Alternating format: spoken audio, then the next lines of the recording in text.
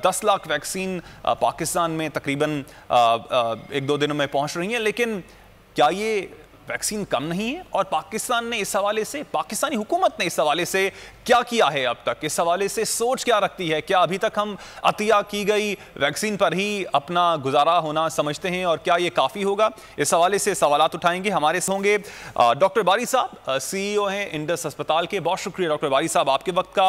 और सैयद जफर अब्बास भी हमारे साथ मौजूद हैं, समाजी कारकुन हैं, सरबराह हैं JDC फाउंडेशन के। आपका भी बहुत शुक्रिया। सबसे पहले तो गुफ्तगू का आगाज करना चाहूंगा डॉक्टर बारी साहब आपसे। बारी साहब, एक तो बताइएगा, जो पाकिस्तान है उसमें कितने किस्म के कोरोना वायरस के वेरिएंट्स मौजूद हैं, और जो वैक्सीन इस वक्त जितनी भी लगाई गई है या इस वक्त दुनिया में वैक्सीन मौजूद है, क्या वो तमाम वेरिएंट्स पर कारआमद है?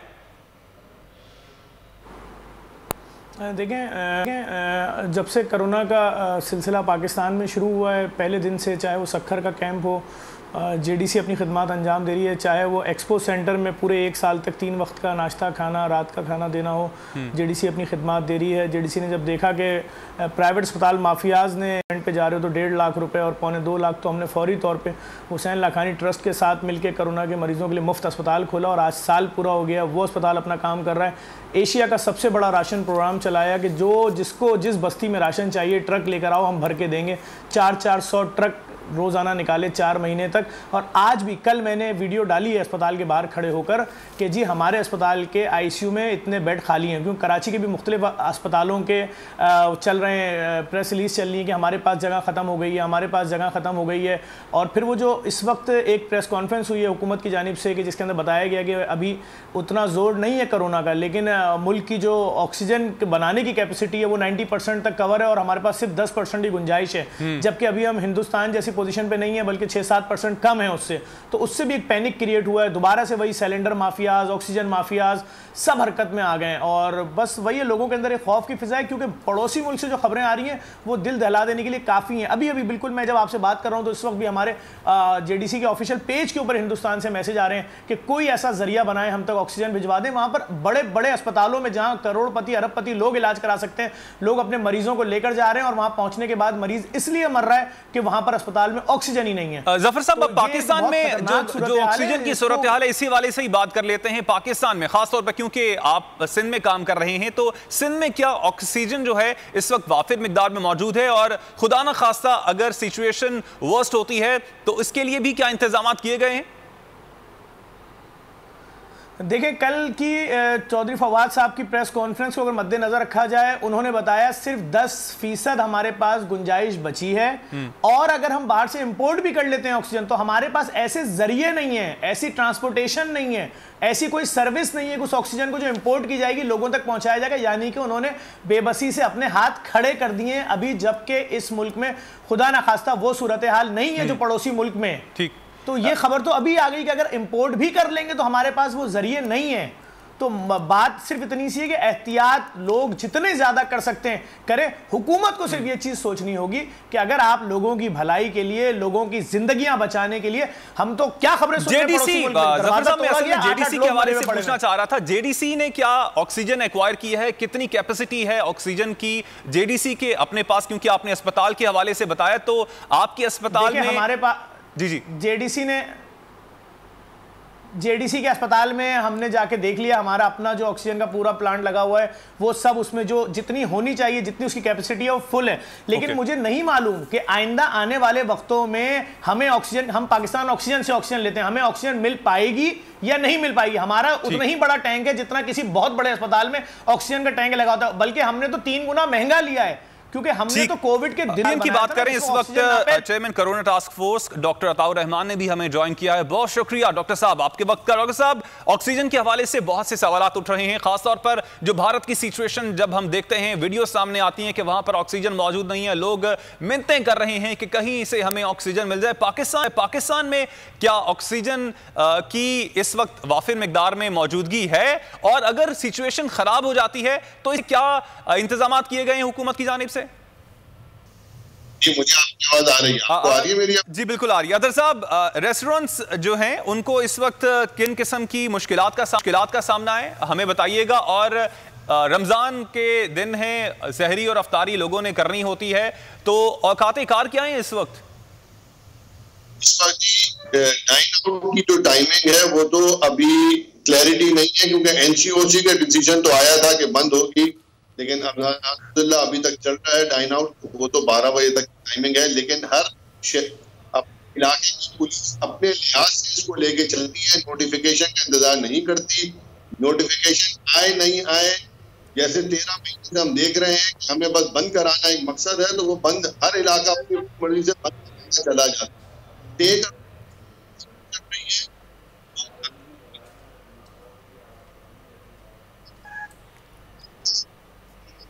अजहर साहब, आपकी आवाज़ हम तक सही पहुंच नहीं पा रही है। मैं कहता हूं अपने प्रोड्यूसर से कि वो जो आवाज़ को, जो टेक्निकल मसला उसको सॉल्व करे। अतीक मीर साहब भी हमारे साथ मौजूद हैं। अतीक साहब, जो ताजिर हैं वो तो ये कहते हैं कि जो 7 दिन है उसका कारोबारी ज़िंदगी को, लेकिन कोरोना की सूरत हाल है, क्या कहेंगे आप? ताजिरों को खुद नहीं सोचना चाहिए कि मुल्क की सूरत हाल हमारी ऐसी ना हो जाए जो कि इस वक्त विजुअल्स हम देख रहे हैं भारत के, तो इसके लिए खुद भी कोऑपरेट करें? फैसल साहब, इस बात में तो दो राय नहीं है कि जितना हुकूमत सिलसिले है कोरोना की वबा की रोकथाम में, उतने ही ताजिर भी हैं। लेकिन हुकूमती हिकमत अमली मैं देख रहा हूं कि वो कतई मौसर साबित नहीं हो रही। अभी 2 रोज पहले असद उमर साहब ने फरमाया कि ईद की खरीदारी फौरी तौर पे कर ली जाए, क्योंकि हो सकता है कि ईद के करीब हम लॉकडाउन का फैसला कर लें। वो इतना पैनिक उनका ये बयान फैला गया कि कल कराची में किसी सड़क पे ऐसा तिल धरने को जगह नहीं थी, मार्केटों में लोग उमड़े चले आ रहे थे। भाई, अगर सोशल डिस्टेंसिंग भी इसका एक एहतियाती एक तदबीर है, तो फिर ऐसे हालात भी तो पैदा करो कि लोग कम से कम फासला बरकरार रख सकें। लेकिन ऐसा क्या, पिछले साल भी हमने देखा हुकूमत की हिकमत अमली यही थी, इतना हिरासा कर दिया कि कोरोना से मुतासरीन की तो तादाद अलग है, 80% से ज्यादा लोगों को आसाबी बीमारियों में मुब्तला कर दिया। अब भी यही कुछ हो रहा है, यानी डराया ज्यादा जा रहा है। आप जितनी सख्ती चाहे मार्केटों में, शॉपिंग सेंटर्स में, उन इलाकों में जहां इस वक्त रश मौजूद है, आपने फौज बुला ली। आप इससे ज्यादा सख्ती कर सके तो करें, हमें कोई इस पे एतराज नहीं है, हम आपके साथ हैं। लेकिन ऐसा कुछ पैनिक फैलाना कि जिसे आज मैं कुछ कोरोना वैक्सीनेशन सेंटर गया तो फैसल साहब, वहां इतना रश था कि मैंने जब अमले से बात की तो उन्होंने कहा कि ये उस बयान के बाद अब ये सूरत हाल है, लोग उमड़े चले आ रहे हैं, तो आपको तो रश कम करने वाले इक़दाम करने चाहिए। इसीलिए हमने कहा कि आप अगर ये कहेंगे कि नमाज असर से पहले यानी रमजान मुबारक में इफ्तारी के बाद की इजाजत नहीं देंगे, तो बड़ा गलत ये आप फैसला करेंगे। लोगों को मौका दें, कम से कम रात 12 बजे तक, एक ठंडा वक्त है, लोगों को इत्मीनान होगा कि हम इत्मीनान से खरीदारी। अब कुछ लोग कहते हैं आप ईद ही ना मनाएं, लोगों से कहें वो पुराने कपड़े पहन के, बच्चों को पुराने कपड़े पहना के ईद करें। भाई, इस पे किसको कायल कर सकते हैं? हम तो किसी को कायल नहीं कर सकते। दूसरी बात यह है कि आप अरबों रुपए की सरमायाकारी है ताजिरों की। अब पिछले साल भी आपने देखा कि मौका मिला था, सेल बेहतर तौर पे हुई। इस साल भी हम चाहते हैं कि मुल्क की मैशत को फायदा हो, ज्यादा से ज्यादा वो जो फैक्ट्रीज में बेशुमार जो गारमेंट्स और वो कपड़ा तैयार हुआ वो मार्केटों में आ चुका, दुकानों में आ चुका, एक्सपोर्ट भी बेहतर हो गई है, तो उसको बिकना चाहिए। वो फरोख्त होगा तो मुल्क की इकोनॉमी में बेहतरी आएगी। ठीक है, वो फरोख्त कैसे होगा, उस हवाले से एक मेरे पास ऑप्शन भी मौजूद है, वो भी आपके साथ डिस्कस करूंगा। लेकिन मैं चाहूंगा कि चावला साहब से हमारा वापस राब्ता जो है बहाल हो गया है, उनसे मैं उनका भी इनपुट ले लूं। चावला साहब, जो रेस्टोरेंट्स हैं, क्या आप नहीं समझते हैं इस वक्त जो कोरोना की सूरत हाल है, सिर्फ टेक अवे और डिलीवरी की सूरत ही ऐसी पैदा हो जाए कि लोगों के घरों तक ही जो खाना है वो पहुंच जाए, रादर देन दैट कि वो जमा हो एक रेस्टोरेंट के अंदर या फिर बाहर? देखिए, ये आपकी जो बात है ना, ये जब मुनासिब होती, जब हुकूमत इस बात पे कामयाब होती कि वो प्रॉपर SOPs और प्रॉपर लॉकडाउन हर जगह करा देती। अगर कोरोना सिर्फ रेस्टोरेंट के अंदर फैल रहा होता तो या आउटडोर में फैल रहा होता तो अभी केसेस बढ़ नहीं रहे होते।